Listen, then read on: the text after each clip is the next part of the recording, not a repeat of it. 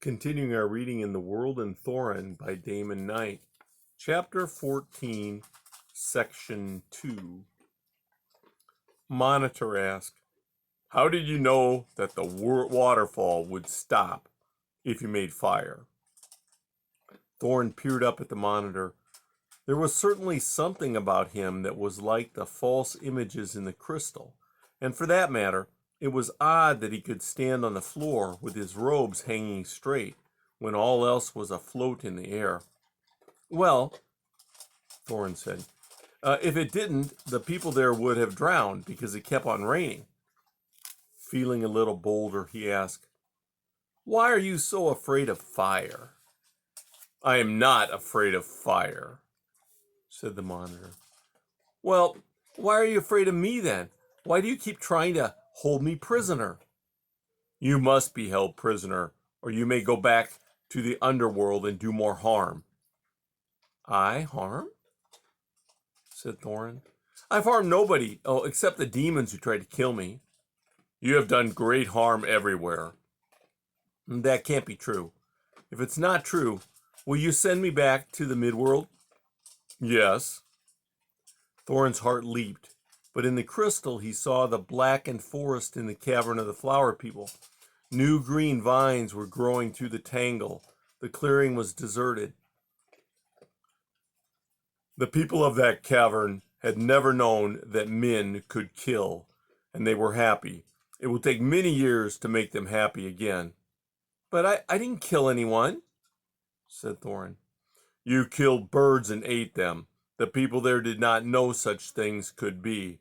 Now they know, and it is hard for them to love their life." Thornton swallowed hard. Now in the crystal he saw the blackened hole in the top of the demon's house. The edges were all soggy char. It had rained there too, but not soon enough. "All right then, I did that," he said. And there was cause for it. What about the wing people? What harm did I do there?" The crystal blinked, and now he was looking from a height into the courtyard of the palace. Up one wall ran a sooty streak, 3 times the height of a man. "You taught the children how to make fire. One of the elders took the engine from them, but they will remember and make another.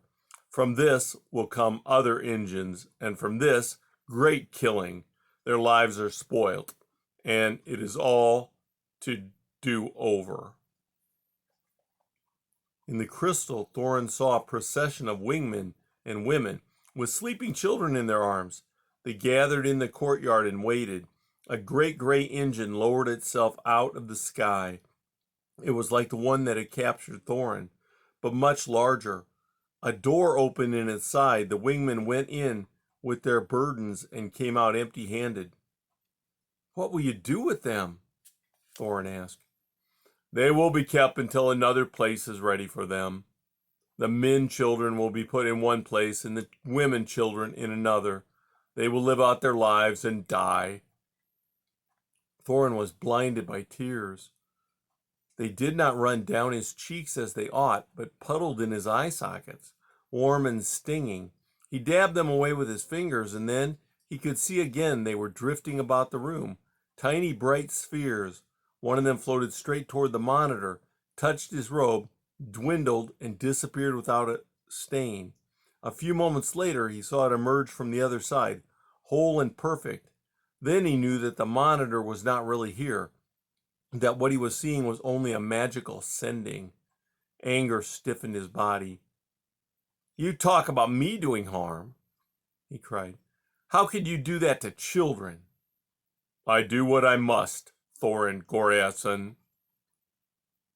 "Wait," said another voice.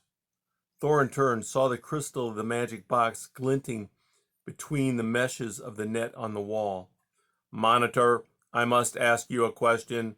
When men gave you power over the world, was it forever?" The tall figure had turned to look at the box with an expression of offended surprise.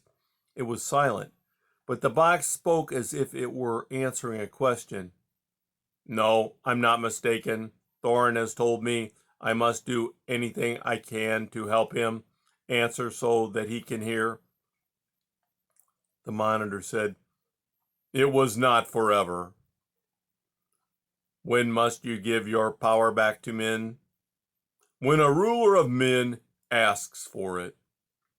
"It may be that Thorinn is a ruler of men. Thorinn, do you ask the monitor to give you his power?" Half comprehending, Thorinn answered, "Yes." The monitor turned to him. "Thorinn, Goriad's son, you have already said that you don't know who your parents were." Before he could answer, the box said, "That's true, but what if they were kings?" The monitor said nothing, but in the crystal in the wall, Thorinn again saw, as if from a great height, the bowl of Hovenskar. Now it was empty. There was no house, no horse barn, no tankard, only the yellow grass glittering with frost flakes under a gray sky. Over the high rim came a little procession of men on horseback, driving other horses before them, some loaded high with bundles, others bareback. The figures came forward in a rush until they filled the crystal, but they were dim and gray as if seen through fog. Thorinn could make out the tall figure of Goriad, then two smaller ones, half-grown boys, then a fourth, perched high on the horse, absurdly small, a child. Was that himself? With a pang of disbelief, he leaned forward. The scene disappeared. Now there was another, the same caravan moving in the distance across a vast barren plain in a swirl of frost flakes. It disappeared in its turn, and a third scene took its place.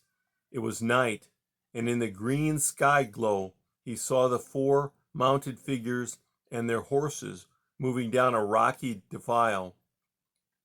"That is it," said the monitor. "From which direction did they come?" asked the box. In the crystal, a blotched globe appeared.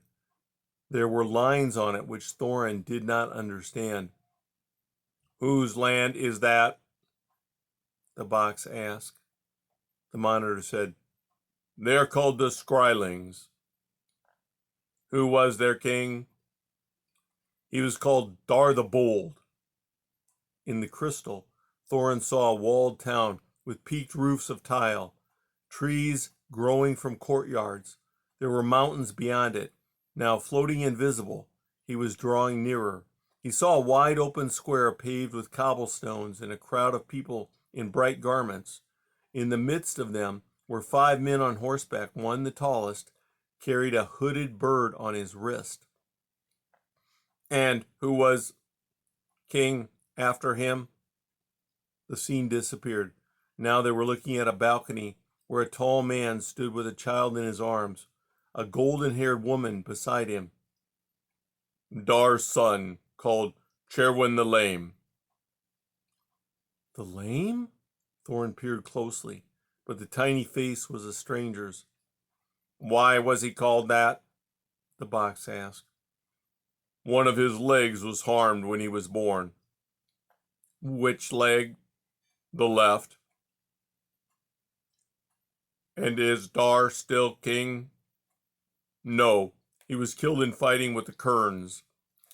In the crystal, many men were crowding together on horseback and afoot.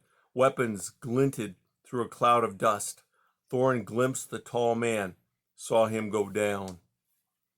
"Who was king after him?" "Dar's brother, called Elf Bonebreaker, was king. He is dead. After him there is no king." "And where is Kerwin?" "The Skrillings believe he is dead. The Kerns took the king's house and killed all in it, but Kerwin's body was not found." "And therefore," said the box, "Thorinn may be king of the Skrylings. He was taken from a land of the Skrylings, and he is lame in the left leg." "It is not enough," said the monitor. That's the end of section 2.